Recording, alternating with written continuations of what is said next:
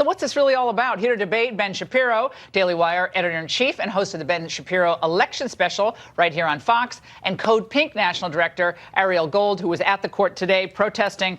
Ben, let's start with you. Your take on this. Emotional day, but were the facts advanced in order to bolster Ms. Ford's credibility?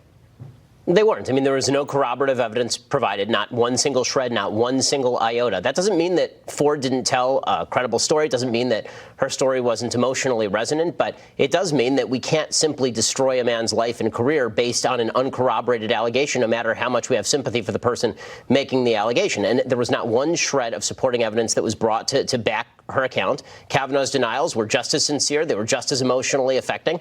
And I don't see any reason to suggest, and by the way, the evidence is more on his side than it is on hers. So I don't see any reason to suggest that Kavanaugh's nomination ought to end based on what happened today.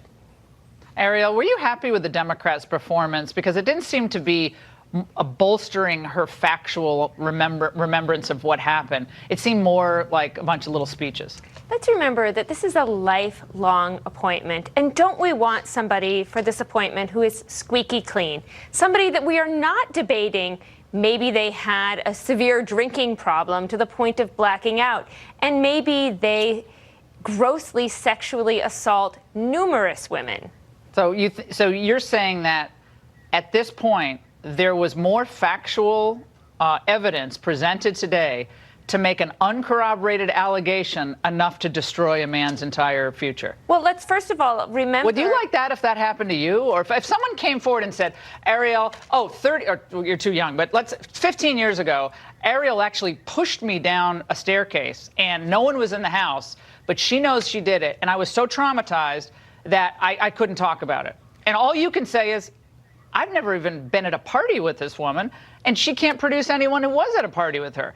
Wouldn't you be mad at this hearing today if you were at a similar inquisition about getting a job and people were not believing you and saying you were angry about refuting the charge? Wouldn't you be angry? At what point in history do we begin believing women about the problems that we have in this country and in this world with sexual assault? Women never mistake their attackers, their identities. That never happens? Ford actually began to disclose as early as 2012. Okay, we didn't get the notes. Far That's the before. Right, Ariel, I'm really glad you came on, but we didn't get those notes. Ben, here is a fact, though.